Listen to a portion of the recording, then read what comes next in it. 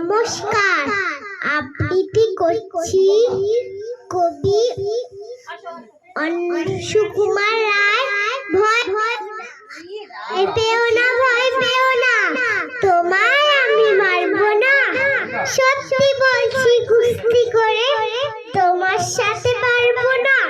লজ্জা আমার বজ্জনারো, হারে আমার রাখতি নেই, তোমায় আমি চিবিয়ে খাবো, এমন আমার